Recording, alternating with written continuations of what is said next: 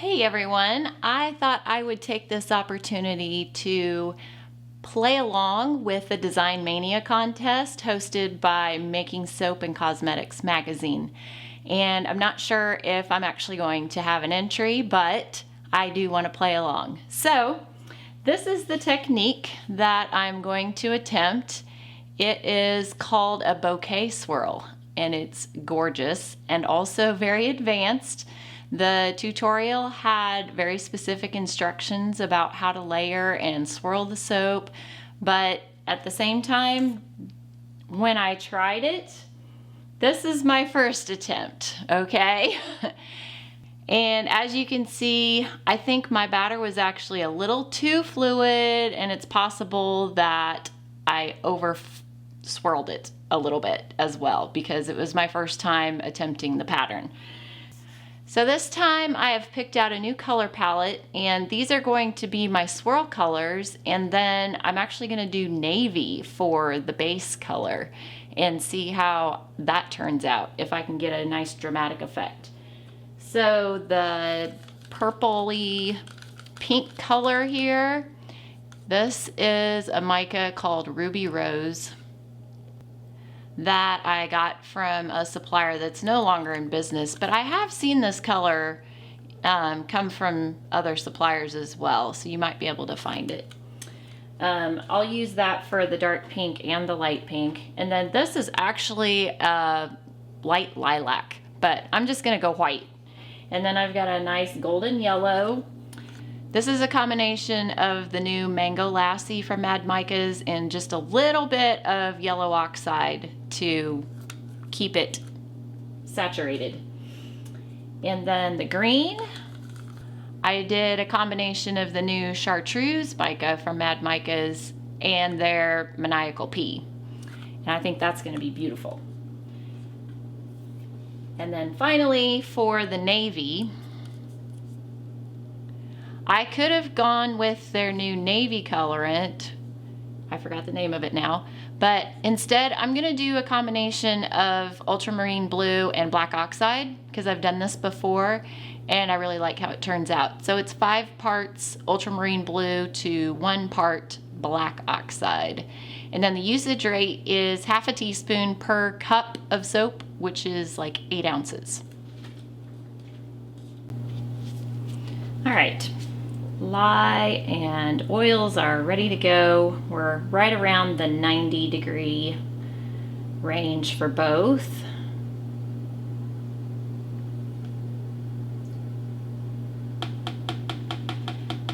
Actually, the recipe that is recommended with the tutorial on this one is exactly, like identical to the one that I've been using recently for swirling. So if you are interested in that, be sure to pick up the copy of the Design Mania issue for May of 2023. And last time I used a fragrance that was a little bit decelerating. So this time I have chosen Clover and Aloe from Brambleberry. And a little goes a long way with this one. So I'm not using very much. So let's blend this up and then we can divide it up into our colors.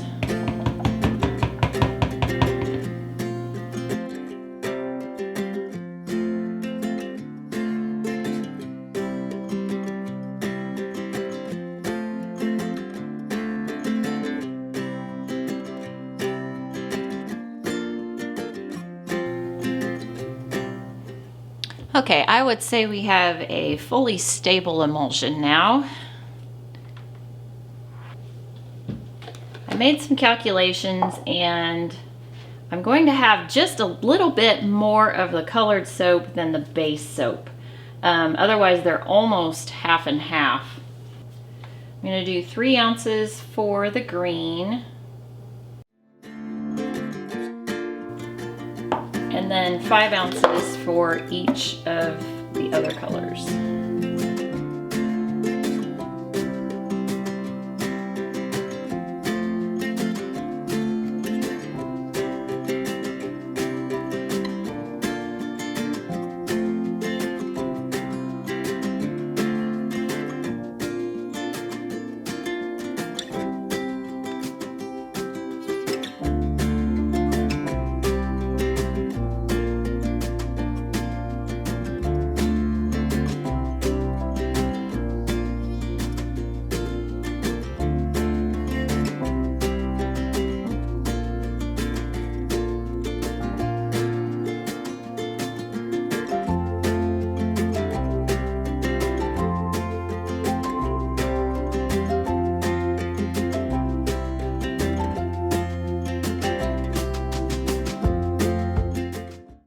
trying to make them thicken up at the same rate. You know, that's difficult when some have oxides in them that will thicken up faster and some of them don't. This dark pink is the one that's just purely micas, and so it may take the longest to trace and set up.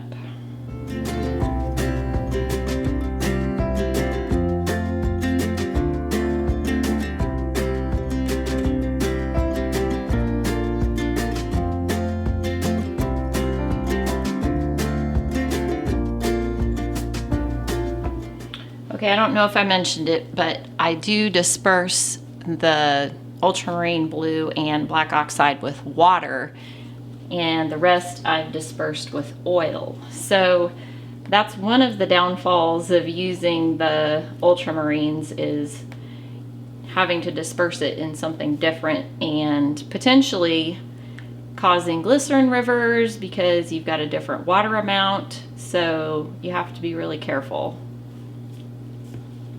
Okay, let's see where we're at.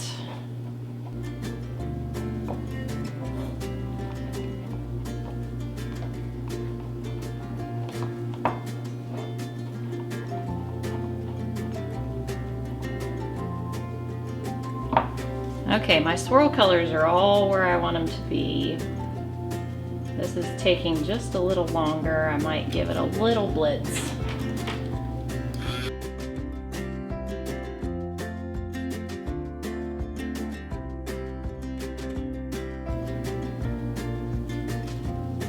Okay, let's see if we can do this.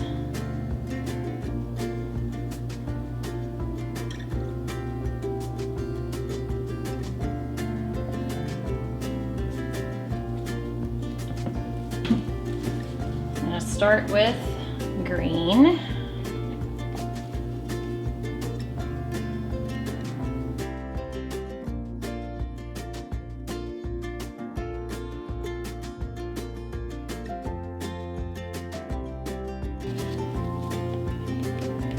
Okay, so I have very little left now of that one.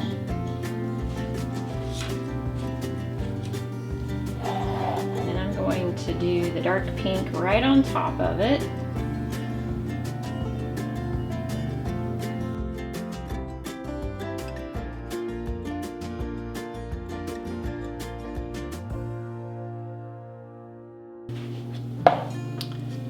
Now the tricky part here is I need just a thin line of the navy blue again.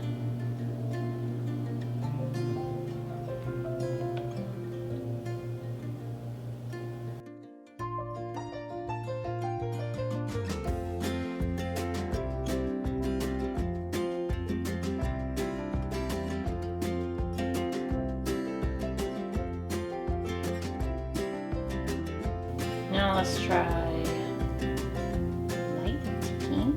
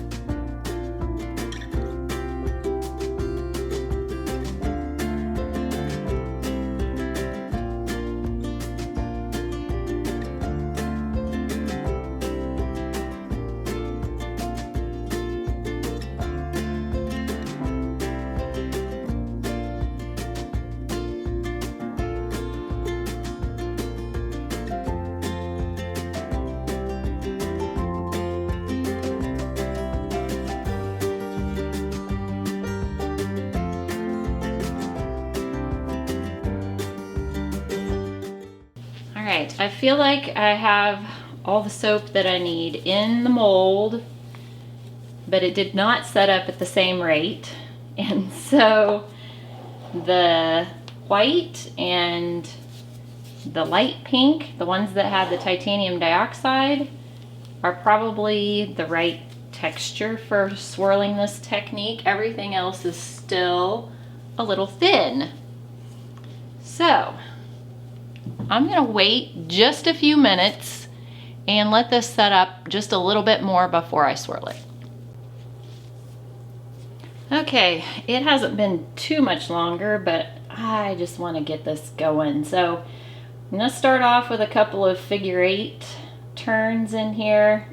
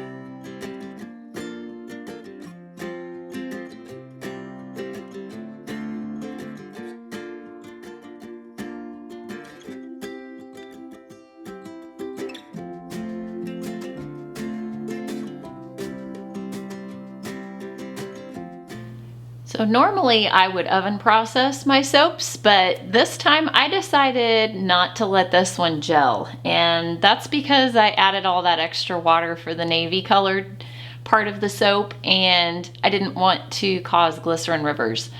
So the trade-off is it's more prone to soda ash.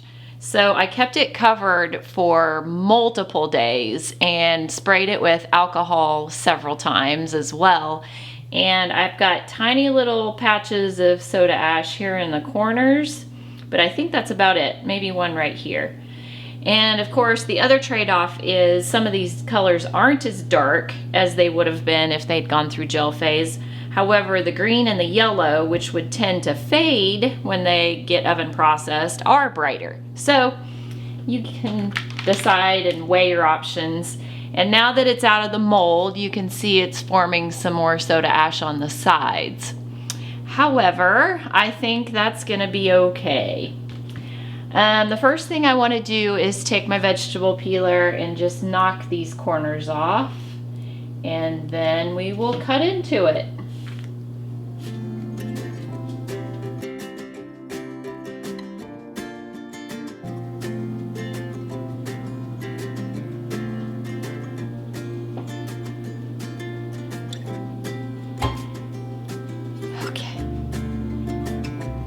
Here's an end piece.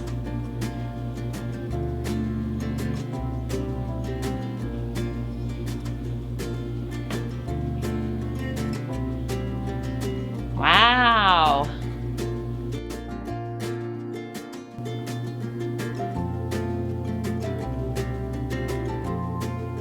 Oh, I really like how the green came across the bottom and makes it look very floral.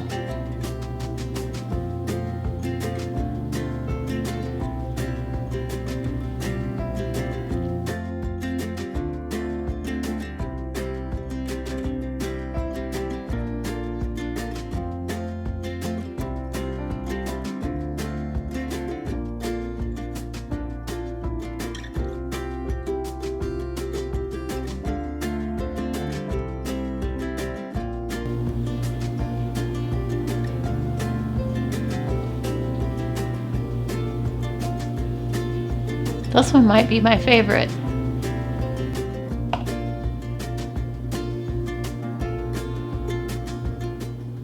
So there you go.